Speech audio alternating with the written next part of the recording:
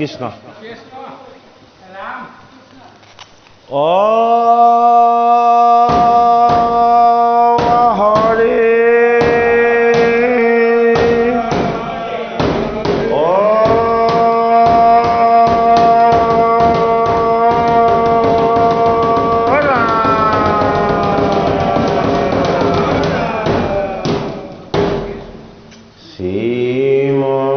শ্ৰীমন্ত শংকৰ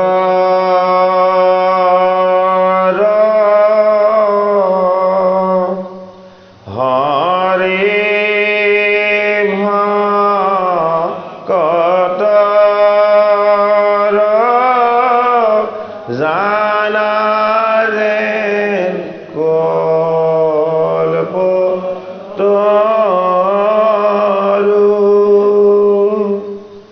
তান্ত বিনাই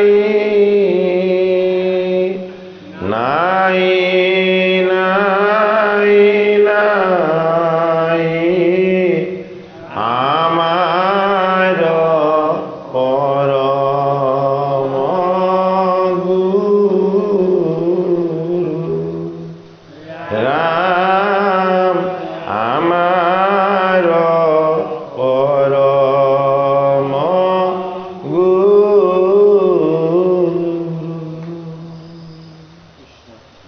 ও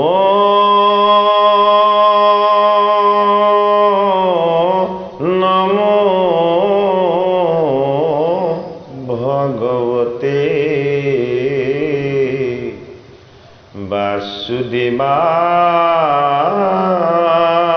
বাসুদেবায়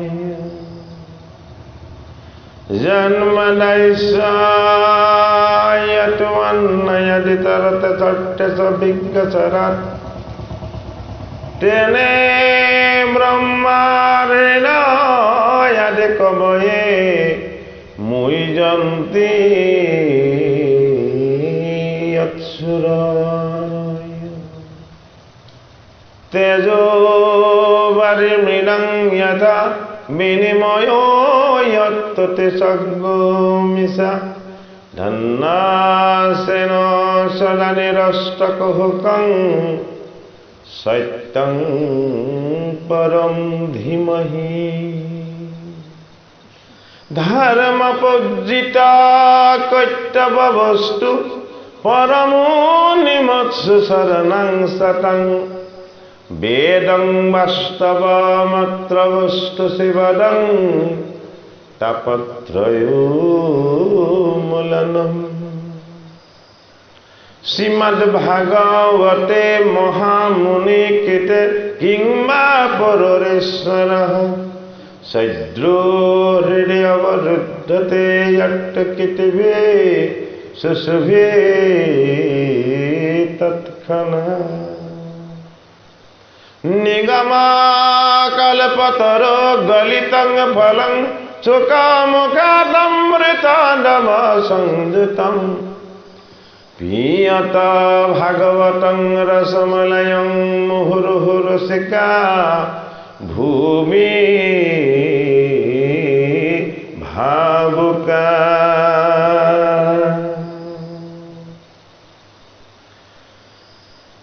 দ্বাবিংশ অধ্যায় তৃতীয় স্কন্ধৰ দুলুৰী হিৰণ্যাক্ষ হিৰণ্যকশিপুৰ জন্ম হিৰণ্যাক্ষৰ দিগ্বিজয়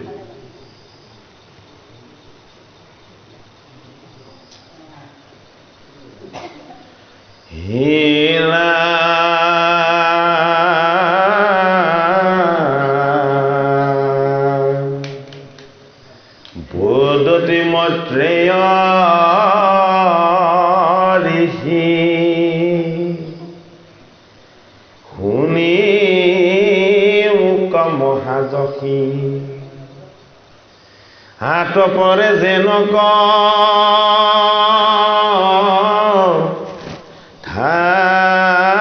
ভৈলা শুনি বিধাতাৰ বাক শংকা এৰি দেৱ যা হে পাছে নিজৰ স্থানে চলি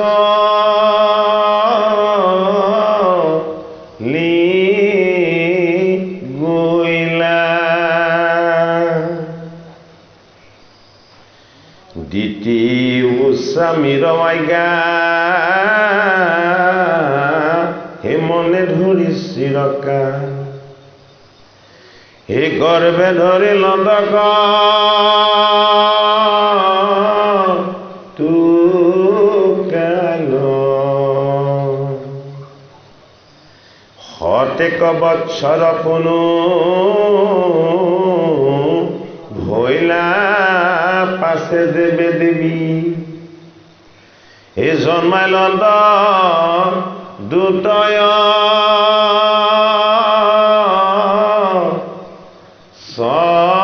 সৱাল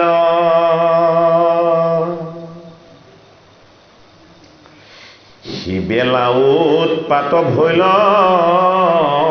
স্বৰ্গ মৰ্ত্য পাতালত হে লোকৰ পৰম ভয়ংকৰ পৰ্বত সহিতে আতি ভূমি খণ্ড লৰিলে ক বৰ্জপাত ভৈল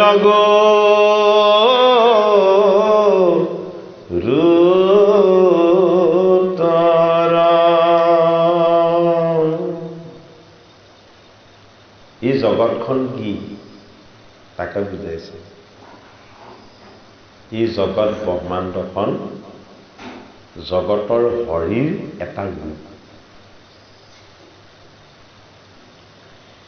বায়ু যমদ অগ্নি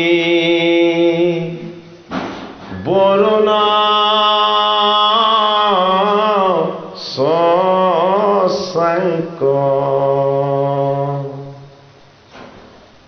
প্ৰজাপতি মহ প্ৰজা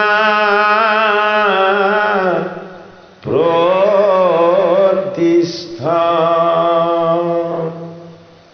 বায়ু যম অগ্নি প্ৰজাপতি প্ৰজাপতিৰ পিতৃ প্ৰাচীন পুৰুষ মই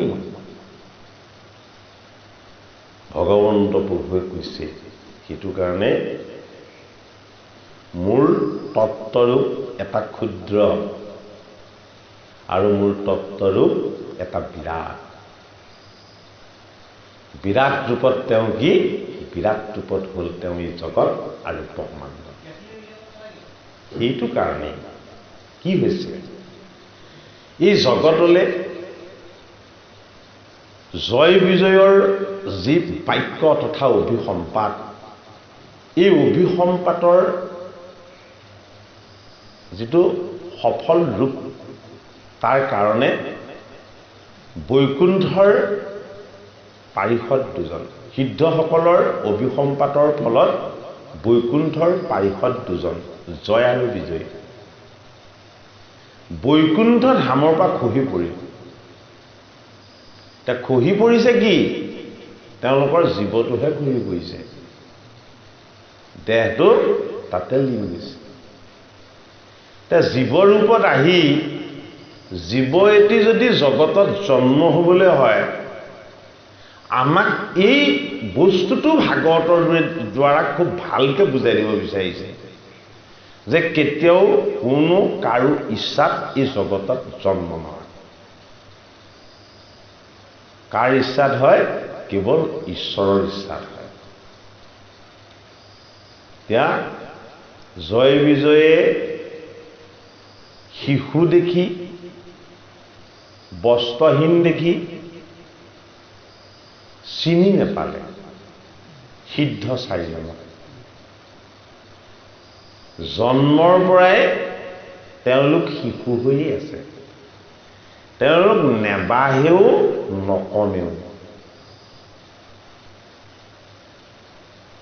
তে 12 বৈষ্ণৱৰ এই চাৰিওজনক একেলগে বৈষ্ণৱ বুলি কোৱা হয় তে এই চাৰিজননো কিয় ভকত নহল বৈষ্ণৱ হৈ থাকি গ'ল ভকত আৰু বৈষ্ণৱৰ মাজত পাৰ্থক্য বিচাৰ কৰাটো আমাৰ কোনো প্ৰয়োজন নাই হয়নে বাৰু কাৰণ বিষ্ণু বৈষ্ণৱত নাহি কিছু ভেদ বিষ্ণু আৰু বৈষ্ণৱৰ মাজত কোনো ভেদ নাই কায়িক ভেদ থাকিব পাৰে কিন্তু আত্মাৰূপী তত্ত্বগত কোনো ধৰণৰ ভেদ নাই সেইটো কাৰণে আমাক কিন্তু শাস্ত্ৰত কি দিছে ভকত আৰু বৈষ্ণৱ দুটা বস্তু দিলে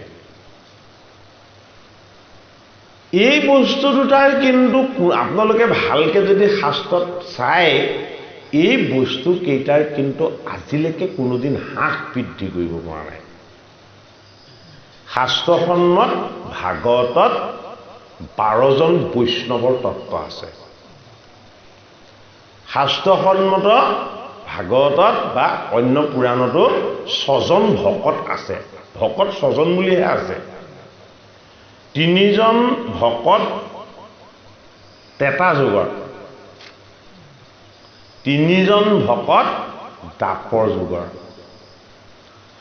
আদি সত্যপা দাপৰ যুগলৈকে এই গোটেইখিনি সময়ক সামৰি বৈষ্ণৱ 12 জন আছে আজি আমি এই বিষ্ণু বৈষ্ণৱৰ লীলাৰ কথাৰ মাজতে আমি 6 জন ভকত আৰু 12 জন বৈষ্ণৱ এই বিষয়বস্তু কেইটাৰ বিষয়ে অকমান আমি পৰিচয় হম সকলো আগতে আমি কৈছো এইখিনি কথা কিন্তু আমি বোলে ভাগৱত আমি বছৰ ধৰি বছৰ চৰ্চা কৰি আহিছো বোলে বৈষ্ণৱনো কি ভকতনো কি যদি আমি তাৰ পৰিচয়টোকে নাজানো নহয়নে বাৰু তেতিয়াহ'লে আমি বিশেষ এটা অধ্যয়ন কৰিছো বুলি আমি অনুভৱ কৰিব নোৱাৰিম দিয়া ভকত মানে আগলে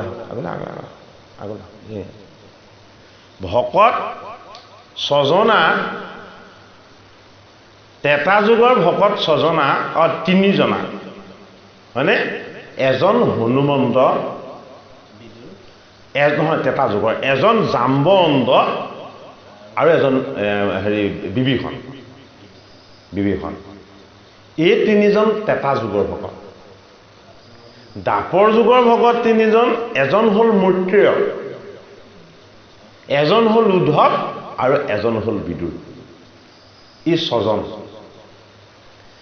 তে ভকত আৰু বৈষ্ণৱৰ মাজত কোনো ভক্তিগত পাৰ্থক্য নাই একে ঈশ্বৰ তেওঁলোক ঈশ্বৰ তত্ত্ব কিন্তু তেওঁলোকৰ মাজত অকণমান সাধনাগত তত্ত্বগত অকণমান পাৰ্থক্য শাস্ত্ৰত আমি দেখা পাইছো ভকত কি ভকত পৰিপূৰ্ণ ৰূপত নিষ্কাম আৰু বৈষ্ণৱ কি বৈষ্ণৱ নিষ্কাম হলেও তেওঁলোকৰ ভক্তিত উদ্দেশ্য আৰু লক্ষ্য থাকে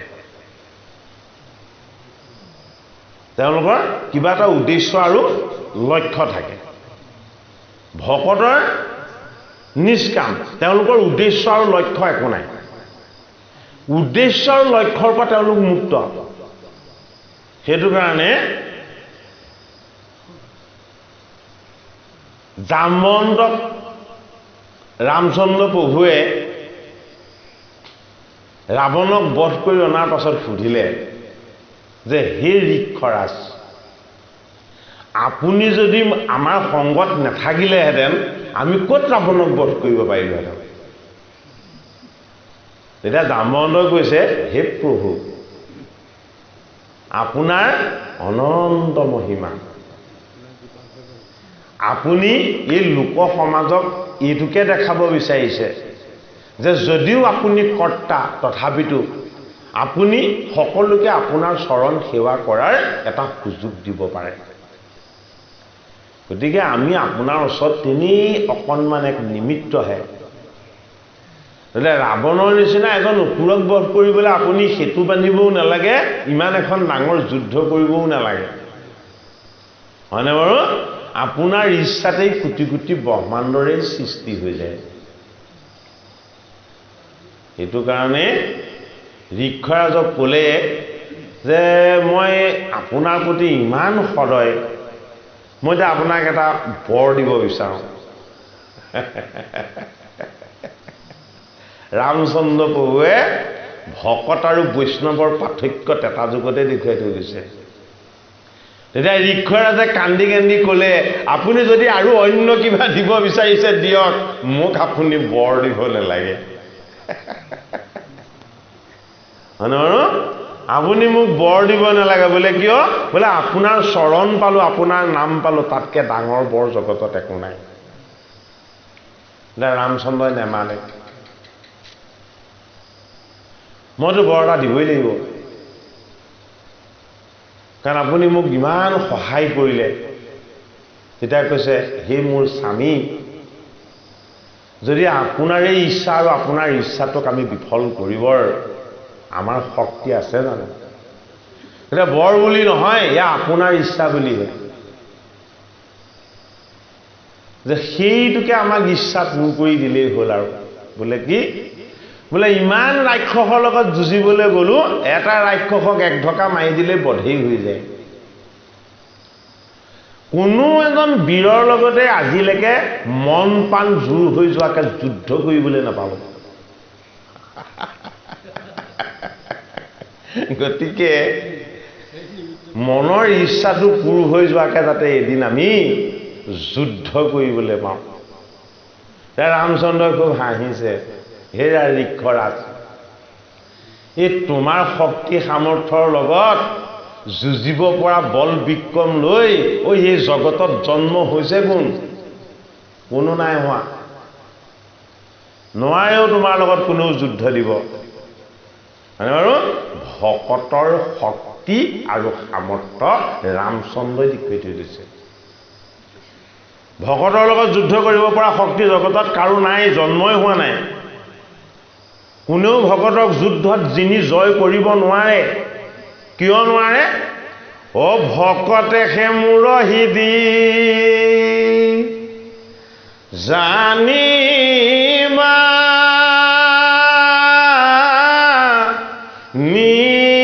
নিশ্চয়, এই ভকত জনৰ জানা আমি সে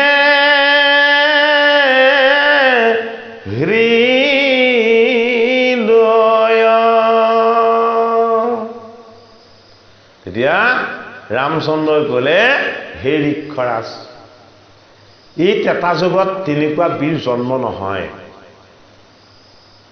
তোমাক যুদ্ধত পৰাজয় কৰিব পৰা। এটা যুগত জগতৰ হৰিয়ে অৱতাৰ ল'ব। আকৌ ৰামে অৱতাৰ ল'ম বুলি কৈ দিয়া নাই কিন্তু দেই, হয় নহয় বাৰু? জগতৰ হৰিয়ে দাপৰ যুগত আকৌ অৱতাৰ ল'ব। সেইবাৰ তেওঁ ৰামকৃষ্ণ ৰূপত অৱতাৰ ল'ব। এই ৰামকৃষ্ণ ৰূপত অৱতাৰ লওঁতে তোমাক জগতৰ হৰিয়ে যুদ্ধৰ তৃষ্ণা দূৰ কৰি তোমাক যুদ্ধ কৰাৰ এটা সুযোগ দিব। হয়নে বাৰু? এতিয়া কৈছে যে প্ৰভু বহুত দিন ৰ'ব লাগিব। বোলে দিনটো বহুত দিন যেন লাগিব, কিন্তু ভকতৰ জানো সময় বেছি লাগে? নেলাগে। তুমি তোমাৰ আচল সাধনাত নিয়োগ হৈ থকা সময় কেনেকে পাৰ হ'ব গমেই নাপাবা। সেইকাৰণে জামবন্তই কি কৰিলে? গুহা এটাত সোমাই সেই ত্ৰেতা যুগৰ পৰা দাপৰ যুগলৈকে ৰামৰ নাম লৈ আছে। 28 দিন। নহয় নহয়, 12 দিন 28 দিন বুলিও আছে দেই, কিন্তু দিনটো সময়টো তাত পৰিমাণগত হিচাপ নহয়। আচলতে ঈশ্বৰৰ লগত যুদ্ধ কৰাটো সেইটো দিনৰ হিচাপ নহয়, সময়ৰ হিচাপ নহয়, সেইটো এটা আধ্যাত্মিক পৰিমাণ বুলি বুজিব লাগিব। সেইটো কাৰণে এই 6 জন ভকতৰ এজন ভকতে ভগৱানৰ পৰা কি বিচাৰিলে? তেওঁ নিজৰ ইচ্ছা নহয়, কিন্তু তেওঁ কৈছে আকৌ যে মোৰ আপোনাৰ পৰা বৰ লোৱাৰ কোনো ইচ্ছা নাই, আপোনাৰ ইচ্ছা বুলিহে লৈছো। তেওঁ বিভীষণক সুধিলে যে তোমাক এতিয়া কি বৰ লাগে? এতিয়া বিভীষণে কৈছে যে মোক আপুনি একো বৰেই দিব নালাগে, খালি মোৰ এটা ইচ্ছা আছে, আপুনি সেই ইচ্ছাটো পূৰ কৰিলে মোক বৰ দিয়া হ'ব। কৈছে ৰামচন্দ্ৰই, কি ইচ্ছানো তোমাৰ? বোলে আপুনি লংকাৰ ৰজা হওক। আপুনি লংকাৰ ৰজা হওক, মোক আপোনাৰ চৰণৰ দাস কৰি ৰাখক। হয়নে বাৰু? সেইটো কাৰণে বিভীষণ ভকত হৈ গ'ল। কি কাৰণত ভকত হ'ল? ৰামচন্দ্ৰই ৰামৰ চৰণলৈ যেতিয়া বিভীষণ আহিছিলে, ৰাৱণে যেতিয়া খেদি পঠাইছিলে, ৰামচন্দ্ৰই তেতিয়া সুগ্ৰীৱক পঠাই এটা মুকুট আনিছে। মুকুট আনি বিভীষণক মুকুটটো পিন্ধাই লংকেশ্বৰ বিভীষণৰ জয় বুলি আগত ঘোষণা কৰি লৈছে। তাৰ পাছতহে যুদ্ধ। আগতীয়াকেই বিভীষণক লংকাৰ ৰজা পাতি লৈছে ভগৱান ৰামচন্দ্ৰই, তাৰ পাছতহে ৰাৱণ কুম্ভকৰ্ণৰ লগত যুদ্ধ হৈছে। সেইটো কাৰণে ৰজা পতা কামটো কোনে কৰে? ৰামে কৰে। কোনে কৰে? পৰমাত্মাই কৰে। ৰজা ভঙা কামটো কোনে কৰে? ঈশ্বৰে কৰে। কাক ৰজা পাতিব, কাক ৰজা ভাঙিব, সেইটো কাম ভগৱন্তকো কৰে। দিয়া বিভীষণে যেতিয়া ক'লে যে আপুনি লংকাৰ ৰজা হওক, আপোনাৰ চৰণ সেৱা কৰি মই যাতে এজন দাস হৈ থাকিব পাৰোঁ, তেতিয়া ৰামচন্দ্ৰই কৈছে যে ৰামে যদি কাৰোবাক কিবা দিছে সেইটো কোনোদিন ঘূৰাই নলয়, আৰু দিয়া বস্তুটো ঘূৰাই লোৱাটো জগতত ক'তো নিয়ম নহয়। তুমি মোৰ চৰণত আহি যেতিয়া আশ্ৰয় লৈছিলা, মই তেতিয়াই তোমাক লংকাৰ ৰজা বিভীষণৰ জয় বুলি মই তোমাক ৰজা পাতি লৈছো। গতিকে মোৰ দাস হৈয়ে তুমি ৰজা হোৱা। সেইটো কাৰণে ৰজাৰ আসনত বহা স্বত্বেও বিভীষণ ভকত। এতিয়া হনুমন্তক ক'লে যে হে মোৰ পৰম ভক্ত হনুমন্ত, যে তোমাকো মই এটা বৰ দিব বিচাৰোঁ। এতিয়া হনুমন্তই ক'লে যে মই যিটো বৰ বিচাৰিম আপুনি সেই বৰটো দিবলৈ কিজানি অস্বীকাৰ কৰে।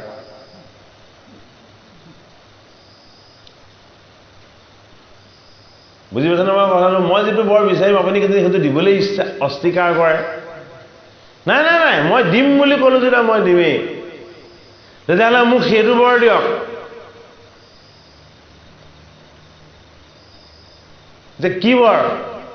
যাতে মোৰ স্বামীৰ নাম আৰু স্বামীৰ গুঞ্জস আৰু চৰিত্ৰ যাতে গোটেই জগতত থাকি যায়।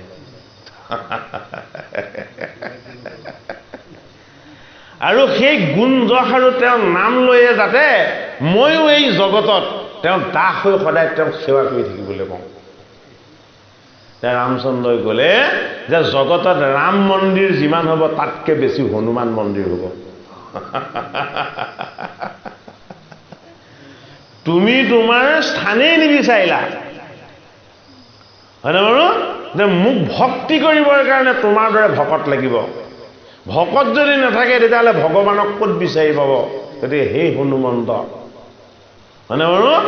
মোৰ ৰামৰ উপাসনীয় ঠাই থাকক নাথাকক, কিন্তু তোমাক ভকত বৈষ্ণৱে উপাসনা কৰা ঠাই গোটেই ভাৰততে থাকিব।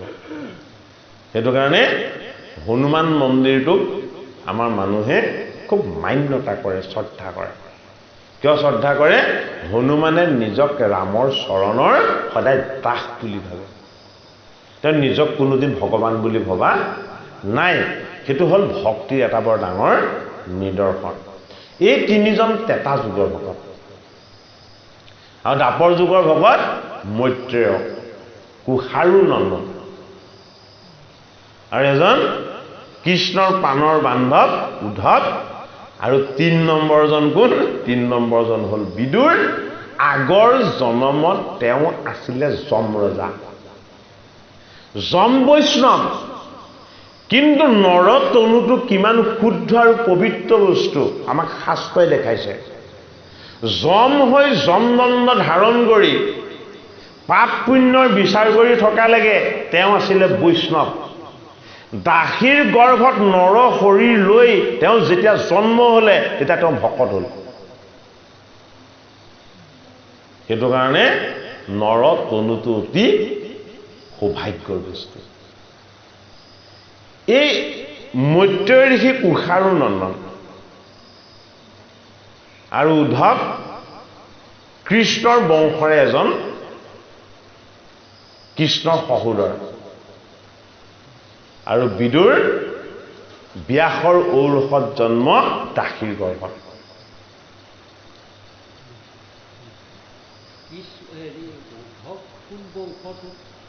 কৃষ্ণৰ বংশ।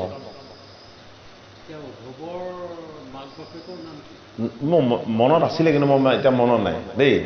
এইটো মানে উদ্ধৱৰ পিতৃ মাতৃৰ নাম আছে, কিন্তু সেইটো কাৰণে কৈছো যদু বংশৰে কৃষ্ণৰ খুৰাকৰ এনেকুৱা নহয় নহয়, হেৰিটো আমাৰ সুৰসেন আছিলে হেৰিয়াৰ বসুদেৱৰ পিতৃ। নহয় উগ্ৰসেন কংসৰ পিতৃ। সুৰসেন আছিলে বসুদেৱৰ পিতৃ, উগ্ৰসেন আছিলে কংসৰ পিতৃ। বাৰু এতিয়া আমি বৈষ্ণৱ কেইজনৰ কথালৈ যাওঁ। এই ছজন ভকত। বৈষ্ণৱৰ তত্ত্বটো আমি জানিবলৈ হলে ব্ৰহ্মাৰ নাভি পদ্ম সৃষ্টিকৰ্তা পৰম প্ৰভুৰ নাভি পদ্মৰ পৰা, নাৰায়ণৰ নাভি পদ্মৰ পৰা ব্ৰহ্মাৰ উৎপত্তি। এতিয়া প্ৰথমজন বৈষ্ণৱ হল ব্ৰহ্মা। ক'ৰ পৰা উৎপত্তি? বিষ্ণুৰ নাভি পদ্মৰ পৰা। এই ব্ৰহ্মাৰ সহস্ৰ বছৰৰ তপৰ ফলত বেদ, মহাভাৰত, ৰামায়ণ ইত্যাদি শাস্ত্ৰবিলাক তেওঁ কণ্ঠগত হৈছিলে। সেইটো কাৰণে ব্ৰহ্মাই তপোময় সাধনাৰ দ্বাৰা তেওঁ যেতিয়া সৃষ্টি কৰিছিলে তেতিয়া তেওঁ মনৰ পৰা সৃষ্টি হৈছিলে চাৰিজন পুত্ৰ, সনক, সনন্দ, সনাতন আৰু সনত কুমাৰ। এই চাৰিজন ব্ৰহ্মাৰ পুত্ৰ হৈও তেওঁলোক ভকতৰ শাৰীত আছিলে। এই জয় বিজয়ক অভিশাপ দিয়াৰ কাৰণে তেওঁলোক বৈষ্ণৱ হল। ভকতে সদায় আশীৰ্বাদহে দিয়ে, কাকো অভিশাপ নিদিয়ে। কিন্তু বৈষ্ণৱে কিন্তু ক্ৰোধৰ বশৱৰ্তী হৈ কাৰোবাক অভিসম্পাতো দিব পাৰে। সেইটো কাৰণে তেওঁলোক চাৰিওজন জন্মৰ পৰাই আত্মাৰূপ। তেওঁলোক ডাঙৰ নহয়, নেবাহে। তেওঁলোক সৰুও নহয়, নকমে। নেবাহেও নকমেও, সেইটো কাৰণে তেওঁলোকক কি বুলি কোৱা হয়? কোমৰ বুলি কোৱা হয়। নহয়, এইটো কোমৰ বুলি কোৱা হয়। আৰু তেওঁলোকে জন্ম হোৱাৰ পৰা বুলি কেৱল হৰিক উপাসনা কৰে। তেওঁলোকে বেলেগ একো কৰ্ম নকৰে, অবাধগতি তেওঁলোকৰ। সেইটো কাৰণে বৈকুণ্ঠলৈও তেওঁলোক নিজে যাব পাৰিলে। এতিয়া প্ৰথমজন বৈষ্ণৱ হল ব্ৰহ্মা, দ্বিতীয়জন বৈষ্ণৱ হল চাৰিসিদ্ধ, তিনিওজনক একেলগে কোমৰ বুলি কোৱা হয়, চাৰিওজনক। তৃতীয়জন বৈষ্ণৱ হল ব্ৰহ্মাৰ কোলাৰ পৰা সৃষ্টি হোৱা নাৰদ। চতুৰ্থজন বৈষ্ণৱ হল ব্ৰহ্মাৰ ভূমধ্যৰ পৰা সৃষ্টি হোৱা শিৱ। পঞ্চমজন বৈষ্ণৱ হল ব্ৰহ্মাৰ দেহৰ সোঁপাশৰ পৰা সৃষ্টি কৰা মনু। ব্ৰহ্মাৰ তত্ত্বৰ পৰা উৎপত্তি হোৱা আমি বৈষ্ণৱ এতিয়ালৈকে কেইজন পালো? 5 জন, হয়নে? ব্ৰহ্মাৰ পুত্ৰ হল কৰ্দম ঋষি, কৰ্দম ঋষিৰ পুত্ৰ হল কপিল। ব্ৰহ্মাৰ বংশৰে আৰু এজন বৈষ্ণৱ হল কপিল। আৰু এই কপিলৰ পৰা আমি এতিয়া আকৌ অকণমান আঁতৰি যাব লাগিব। এজন বৈষ্ণৱ হল যমৰজা, আৰু এজন বৈষ্ণৱ হল কোন? প্ৰহ্লাদ। নহয়, পাছত আহিব প্ৰহ্লাদ। এজন বৈষ্ণৱ হল বলি, এজন বৈষ্ণৱ হ'ল জনক, এজন বৈষ্ণৱ হ'ল শুক, আৰু একেবাৰে শেষৰজন বৈষ্ণৱ হ'ল ভীষ্ম। এইদৰে এই 12জন বৈষ্ণৱ একেবাৰে জন্ম হেৰিয়াৰ পৰা আমি বস্তুখিনি শৃংখলাবদ্ধভাৱে কৈ আহিলোঁ। ব্ৰহ্মাৰ মনৰ পৰা উৎপত্তি হোৱা 4জন সিদ্ধ কোমৰ, কোলাৰ পৰা সৃষ্টি হ'ল নাৰদ, ভূমধ্যৰ পৰা সৃষ্টি হ'ল শিৱ, এইকেইজন বৈষ্ণৱ। আৰু কৰ্দম ঋষিৰ পুত্ৰ হ'ল কপিল, দেহৰ সোঁফালৰ পৰা সৃষ্টি কৰিছিলে মানৱ জাতিৰ পিতৃপুৰুষ মনু এজন বৈষ্ণৱ। বাম পাশৰ পৰা তেওঁ শতৰূপাক সৃষ্টি কৰিছিলে, মনু এজন বৈষ্ণৱ। আৰু এফালে আমাৰ ভাগৱতৰ পদত আগতে কৈছেই যে সতী দ্বিতীয়ে আনন্দ কৰিছে, যদিও তেওঁ অসময়ত কাম বাসনা আহিছিলে। কিয় আনন্দ কৰিছে? যে তেওঁ বংশত এজন বৈষ্ণৱ পুত্ৰৰ জন্ম হ'ব। সেইজন কোন? সেইজন হ'ল প্ৰহ্লাদ। আৰু প্ৰহ্লাদৰ পুত্ৰ হ'ল বিৰোচন, বিৰোচনৰ পুত্ৰ হ'ল বলি। গতিকে প্ৰহ্লাদৰ নাতি বলি এজন বৈষ্ণৱ। আৰু এজন বৈষ্ণৱ হ'ল ত্ৰেতা যুগৰ আগৰেই জনক, মিথিলাৰ ৰজা জনক। আৰু এজন বৈষ্ণৱ হ'ল শুকদেৱ, ব্যাস নন্দন। আৰু এজন বৈষ্ণৱ হ'ল ভীষ্ম। গতিকে এই 12জন বৈষ্ণৱ আৰু 6জন ভকত। বিষ্ণু বৈষ্ণৱৰ নাম গুণ আৰু যশ শ্ৰৱণ কীৰ্তনৰ ধৰ্মটো কি?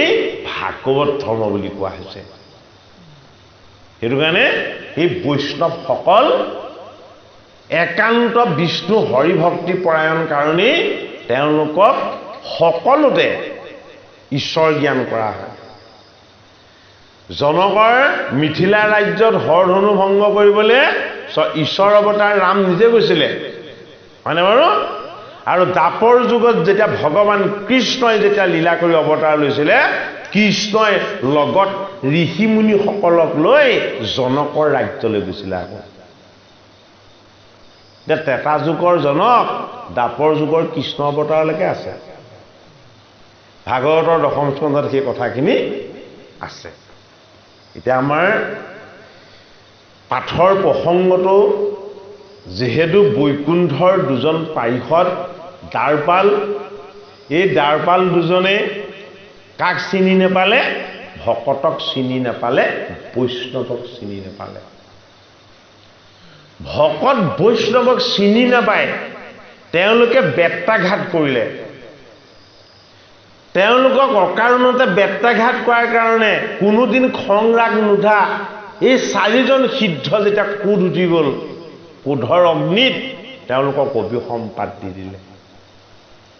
কি বুলি অভিসম্পাত দিলে? যে বৈকুণ্ঠৰ দৰে শুদ্ধ স্থানত থাকিব তোমালোক যোগ্য নহয়।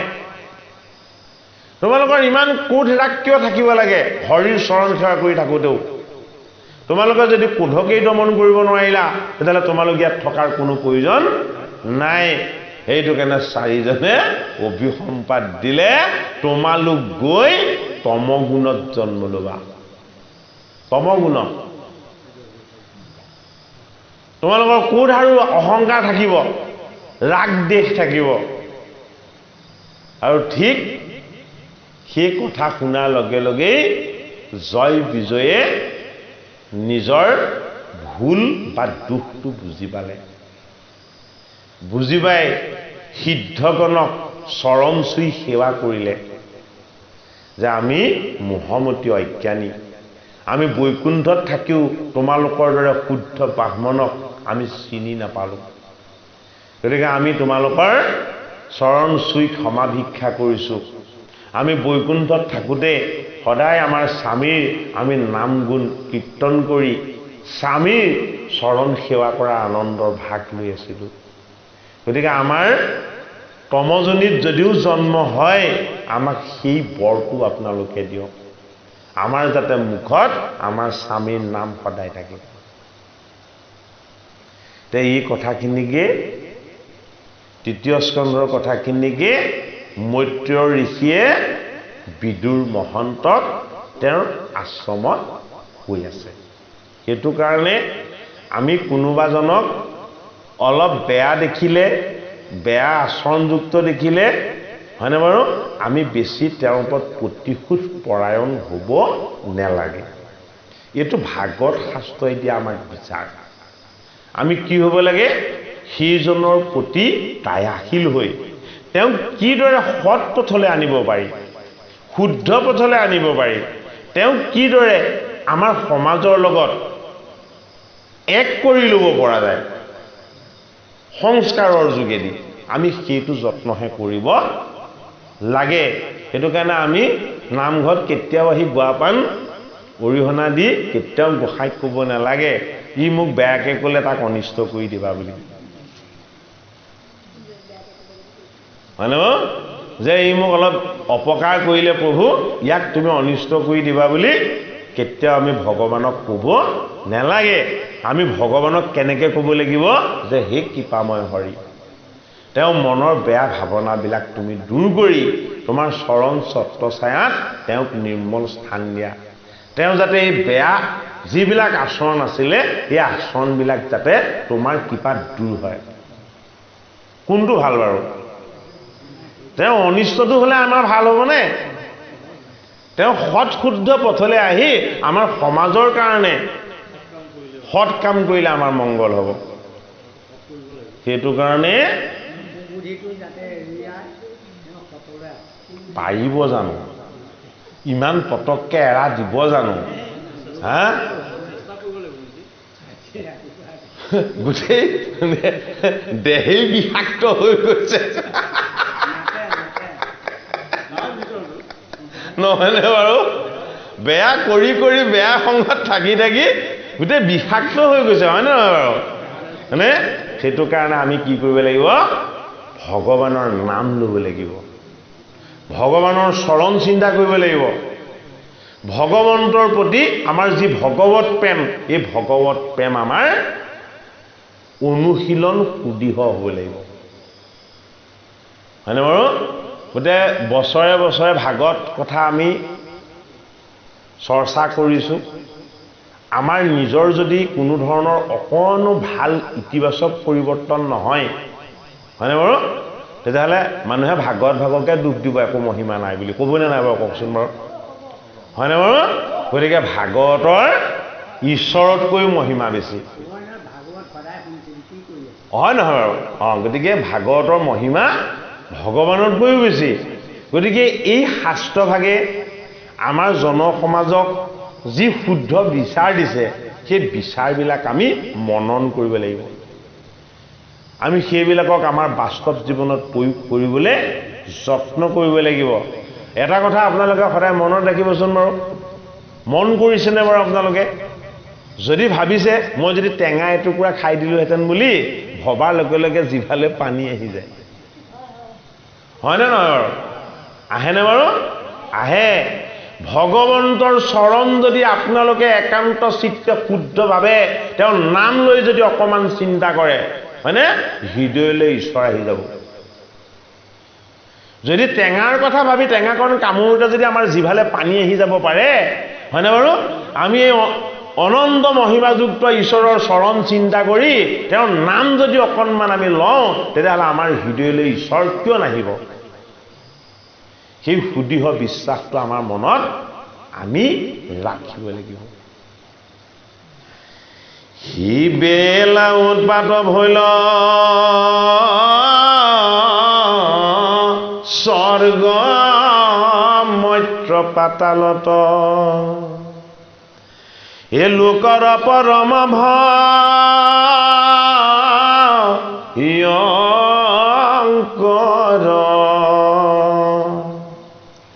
পৰ্বত সহিতে আতি ভূমি খণ্ড লৰিলে কহ, এ বৰ্জপাত ভৈল গো ৰোতৰ,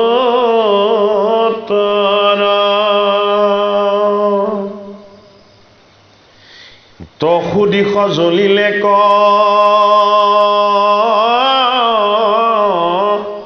উদিলে ক ধূমকেতু নিৰ্ঘাত সৱদভ ইয়ংকৰ প্ৰচণ্ড বতাহ বসি এফুকাৰে সৱদে মহি বিক্ষোভ ৰিলনি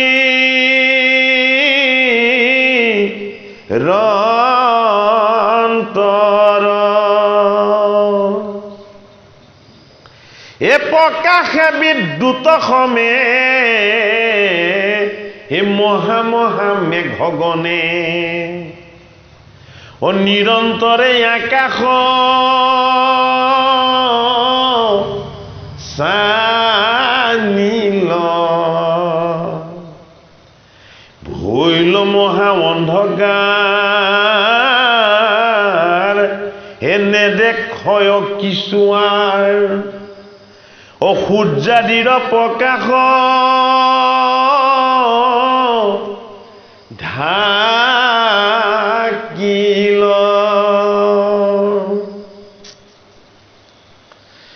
এই মহামন দুখে যেন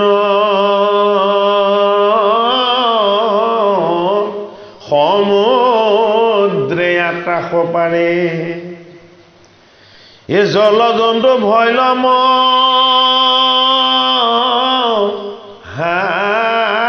ভয় এ নদী সৰু বৰজত ক্ষোভিত ভৈলে কৱাতি এ শুকাইলে পদ্ম স্পৰ্শয়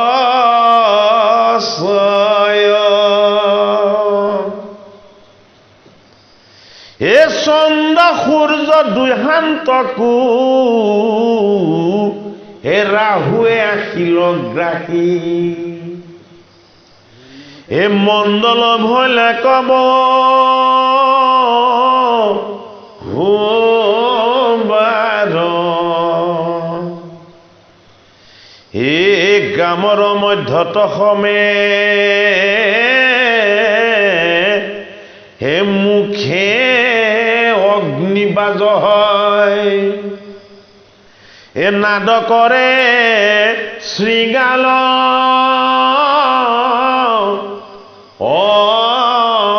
অপাৰ 100 বছৰ সন্তান দুটি দ্বিতীয় সতীগৰাকীয়ে গৰ্ভত বাঢ়িবলৈ নিদিয়াকৈ ৰাখি দিছে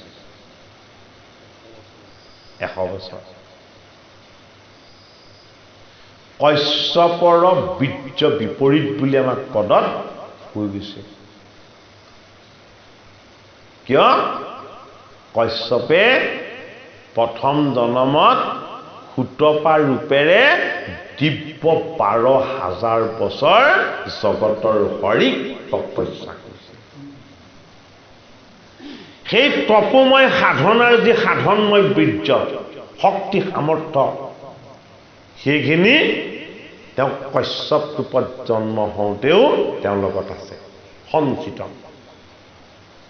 সেইটো কাৰণে জগতৰ হৰিয়ে এই বৈকুণ্ঠৰ পাৰিষদ দুজনৰ যি জীৱৰূপী সত্তা ক'ত দিলে কশ্যপত প্ৰৱেশ কৰাই দিলে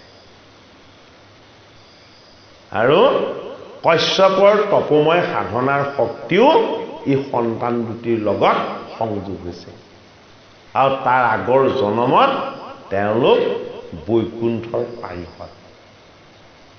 পাৰিষদে পাৰিষদী তনু এৰি হৰিৰ চৰণ এৰি যদি কেনেবাকে এই ভূমিভাগলৈ আহিব লগা হয় তেতিয়াহ'লে কি হ'ব জগতত কিছুমান নঘটিবলগীয়া ঘটনা ঘটিব জীৱ যদি কেনেবাকে বৈকুণ্ঠলৈ গৈছে এই জীৱৰ পুনৰ আকৌ এই ভূমিভাগলৈ আগমন নহয় হয়নে বাৰু সেইটো নিয়মেই নহয় বৈকুণ্ঠলৈ যোৱা জীৱ ভূমিভাগলৈ পুনৰ আকৌ আগমন নহয় কিয় নহয় বৈকুণ্ঠত কাল আৰু মায়াৰ স্পৰ্শ নাই তাত ক্ষয় নাই অক্ষয় অব্যয় এতিয়া তেনে স্থানৰ পৰা এই ভূমিভাগলৈ নামি আহিব লগা হোৱাৰ কাৰণে কি হৈছে উল্কাপাত হৈছে চিগালবিলাকে শিয়ালবিলাকে দিনতেই মাতে আৰ্তনাদ কৰে পক্ষীবিলাকে গছত বহি বহি কান্দে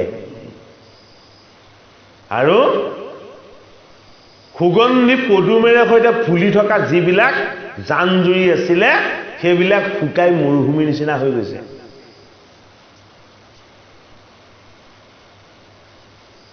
বজ্ৰপাত পৰিবলৈ লৈছে আকাশত ডাৱৰ নোহোৱাকে আৰু চন্দ্ৰ সূৰ্যক ক'লা ডাৱৰে এনেকে ঢাকি ধৰিছে পৃথিৱীখন আন্ধাৰ হৈ থাকিবলৈ লৈছে হয়নে বাৰু ভাগৱতৰ পদত এয়া আমাক বুজাইছে যে জগতত যদি কেতিয়াবা কিবা এটা নঘটিবলগীয়া ঘটনা ঘটিবলৈ হয় তেতিয়াহ'লে প্ৰকৃতিৰো ৰুষ্ট হয় পৰিৱৰ্তন হয় তাৰ উৎপত্তিটো ক'ৰ পৰা হ'ল আমাক মনত ৰাখিবলৈ কৈছে সেই কথাষাৰ যদি আমি সদায় মনত ৰাখিব পাৰোঁ তেতিয়াহ'লে আমি কেতিয়াও কাকো বেয়া ব্যৱহাৰ কৰিবলৈ কেতিয়াও আমি আগবাঢ়ি নাযাওঁ সেই গোটেই জগতখনলৈকে অন্ধকাৰ নামি ইমান অমংগল নামি অহাৰ কাৰণটোৱেই হ'ল পাৰিষদ দুজনে বৈষ্ণৱ চাৰিজনক চিনি পোৱা নাছিলে এই বৈষ্ণৱ কেইজনক চিনি নেপাই তেওঁলোকক দুৰ্ব্যৱহাৰ কৰাৰ কাৰণেই তাৰ পৰিণতি ক'ত পৰি গ'ল এই জগততো পৰি গ'ল সেইটো কাৰণে আমি কৰা কৰ্মবিলাকৰ যি ফল এই ফল যে কেৱল আমি এতিয়াই ভোগ কৰিম তেনে কেতিয়াও নহয় কৰ্মবন্ধৰ পৰা জীৱক কোনেও মুক্ত কৰিব নোৱাৰে কৰ্মবন্ধৰ পৰা মুক্ত হ'বলৈ এটাই উপায় বৈষ্ণৱৰ সংগ লৈবে প্ৰথমত আৰু বৈষ্ণৱৰ সংগ লৈ কি কৰিব লাগিব হৰিৰ গুণ যশ শ্ৰৱণ কীৰ্তন কৰিব লাগিব এই উপদেশটো ভগৱান কৃষ্ণই তেওঁৰ প্ৰাণসখা উদ্ধৱ মহন্তক দি থৈ গৈছে যে কৰ্মবন্ধ এৰাইবে প্ৰবন্ধ যাৰ আছে বৈষ্ণৱৰ সংগ লৈবে প্ৰথমত বৈষ্ণৱৰ সংগ লৈ ভজিবাহা সেবিবাহা মুহুৰৰ চৰণ এনেকৈ আছিলে হয়নে বাৰু অৰ্থাৎ ভকত বৈষ্ণৱক ঈশ্বৰ জ্ঞান কৰি ভগৱন্তক স্তুতি উপাসনা কৰিবলৈ কৈছে তেতিয়াহে আমাৰ জন্মান্তৰৰ কৰ্মবন্ধবিলাক ছিন্ন হ'ব চন্দ্ৰ সূৰ্য দুহান্তকো এ ৰাহু গাখিল আখি হে মণ্ডল ভলে কব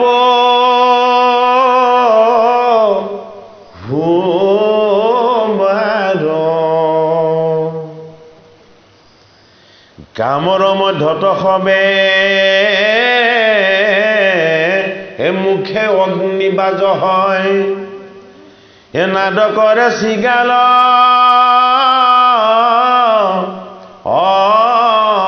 অপাৰ এ ফেঁচা যে কুকুৰা চয় এ ঠাই ঠাই আৰাৱয় এক গদৰ ভূমি কবি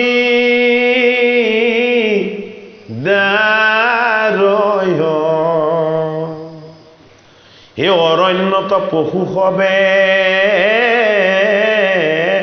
এ ভয়ে বিষ্টামূত্তয়েৰে হে বাসাহন্তে পৰে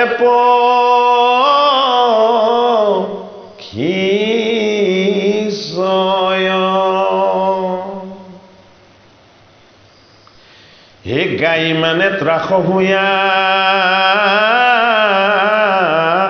শুনি তব হয় মাত্ৰ পূজ বিষ্ঠা মেঘে ঋষয় অনায়সে বৃক্ষগণ উভৰি উভৰি পৰে দেৱতাৰ প্ৰতিমা কান্দয়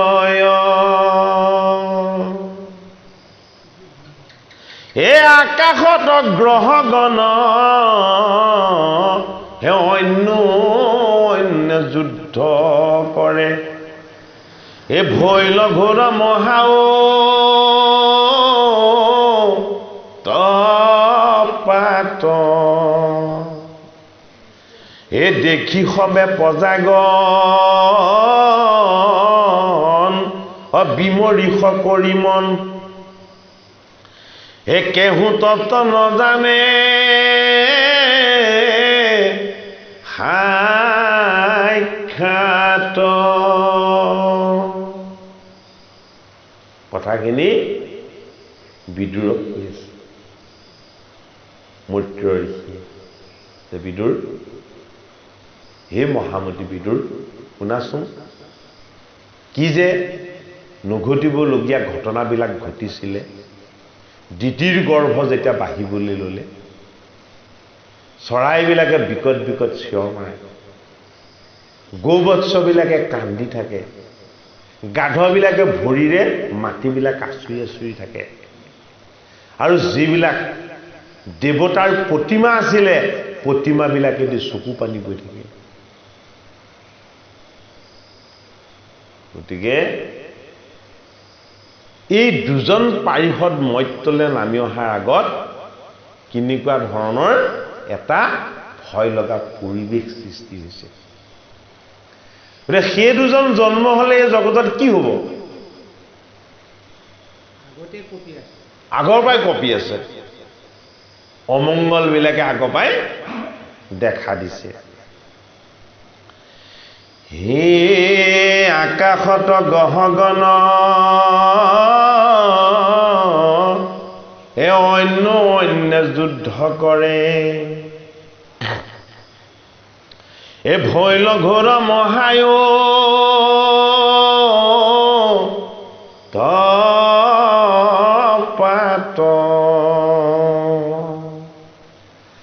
দেখি সবে প্ৰজাগণ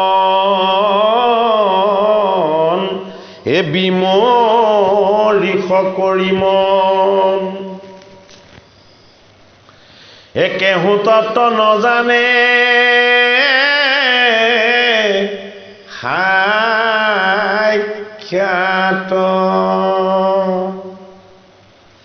এখন কাদি বিনে আন সমস্তে বিহ্বল ভৈল বোলে হেন মিলিল পলয়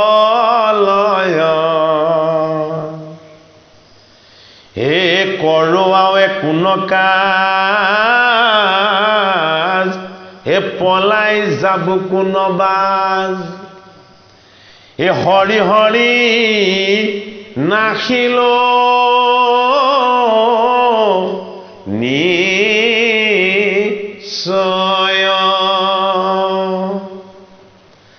পাছে দুয়ো আদি দৈত্য জন্মিয়া বাঢ়িবে লৈল আপোনাৰ পৌৰষ দেখাই বজ্ৰৰ সদৃশ নিহ পৰ্বত প্ৰমাণৱাতী থুলন্তৰ ভয়ংকৰ ৰকায়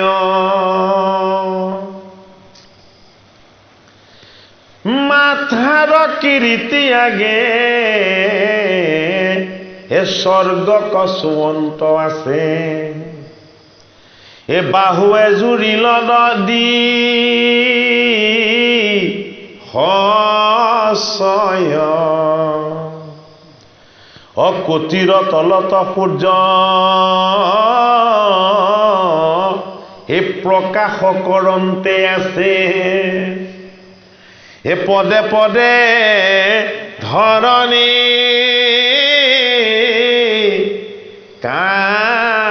কাম্পয় বিৰাট ৰূপ শিশু হৈ জন্ম লোৱাৰ পাছতেই ইমান ডাঙৰ ৰূপ হ'ল দুইজনৰ দেহটো আধা অংশই এই ওখ পৰ্বতবিলাকৰ শৃংগবিলাকক চুই থাকে শিৰটোৱে তেওঁলোকৰ স্বৰ্গখন স্পৰ্শ কৰে আৰু যেতিয়া তেওঁলোকে খোজ কাঢ়ে প্ৰতিটো খোজতে পৃথিৱীখন তলবল কৰি কঁপে ভূমি